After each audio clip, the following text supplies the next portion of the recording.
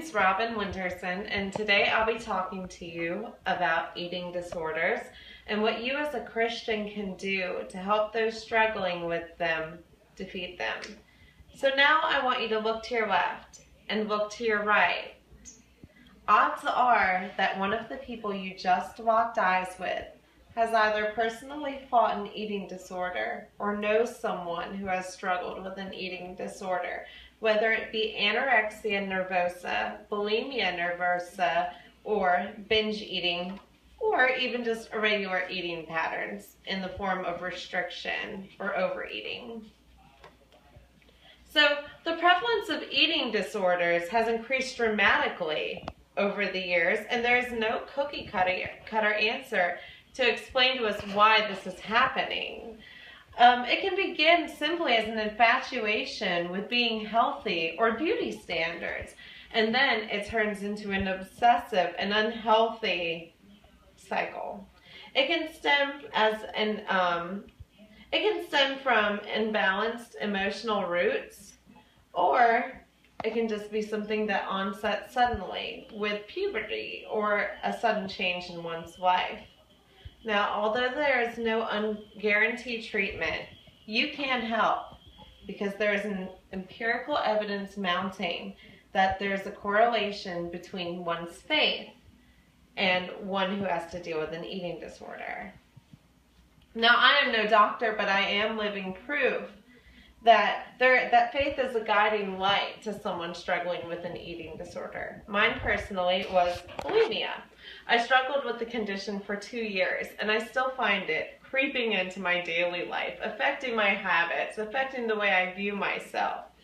But in all honesty, I feel a lot better, and I credit much of that to the faith I experienced with God. God is a constant reminder to me that I do have self-worth and that I do have a purpose in this world. So, let's vow as Christians to be involved in eating disorders and realize that eating disorders have had an adverse and terrible effect and impact on today's youth. These widespread and deeply personal disorders must be acknowledged and then eliminated through a specific and perfectly tailored treatment plan for each individual. In addition to the treatment plan, developing a relationship with God will help them, as it helped me. I will validate this statement by explaining how these disorders affect one in their daily life, discussing possible treatment plans outside of a faith relationship, and then demonstrating the faith relationship with those struggling with eating disorders. So let's know that eating disorders are considered a chronic disorder and disease of civilization. According to Janet Polivi, they are classified by different combinations of specific symptoms.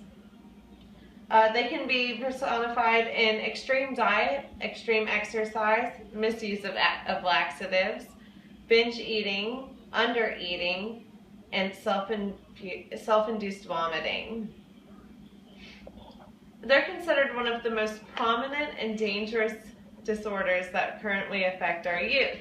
That means that they're literally everywhere. You can't escape them. They're in high schools, they're in colleges, they're in adult life, they're everywhere. And prognosis is typically poor.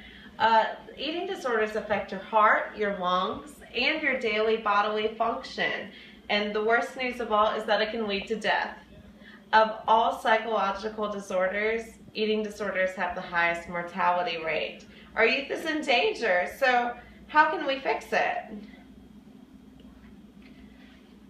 Through treatment, of course.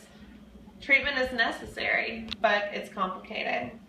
It involves a combination of therapists, nutritionists, physicians, and depending on the severity of the case, specialized psychotherapists, maybe family counselors, or a relationship specialist. Professionals must use a multidimensional approach, and what I mean by this is that no case is the same. I was a bulimic, So I had a different treatment program than an anorexic or someone who binge eats. And in addition to that, these treatments must be applied to layers. Remember that much eating disorders are caused by psychological problems. So before we tackle these psychological problems, we must first tackle the eating disorder. That means that the specialist typically has to retrain the individual how to eat and how to go on a daily life without the eating disorder consuming. Then they move on to the psychological problems. So finally, in the treatment program, the most important thing and foundation for success is support. Those suffering really need support from their families, from their friends, from their caregivers, and from you. Which brings me to my final point. Christians can help. According to the article, Eating Disorders and Spirituality in College Students by Lauren Phillips, those suffering with eating disorders also typically have spirituality conflicts, which means that they don't have a firm and founded belief in God. They're either questioning their beliefs, questioning their self-worth.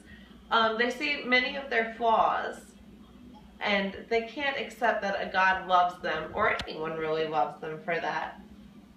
So, there's evidence that faith is related to eating disorders, which is great news for you as a Christian, because you have faith, and faith is something that you can share.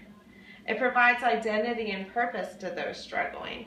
So, people who have to struggle with these disorders often don't know who they are, or they don't know what they're becoming.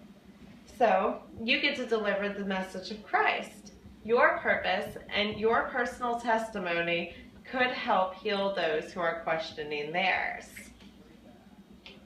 In conclusion, eating disorders are an epidemic that are slowly taking the world by storm. If we fail to recognize them and treat them medically and spiritually, they will attack our youth. These disorders are largely caused by psychological issues that may be rooted in either one's past or present conditions. This causes them to be complicated and difficult to understand. However, we must remember as Christians that those who were most encumbered were the ones that Jesus Christ reached out to first. Look around again. Now that you know someone around you may be suffering, what are you going to do about it?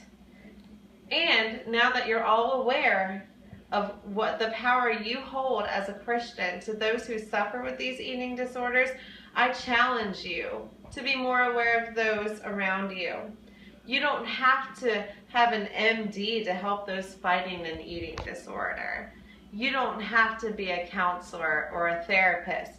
You simply have to be someone who is willing to listen, someone who is willing to heal, and most importantly, someone who is willing to provide love to the person, to he or she in need that's suffering with this disorder.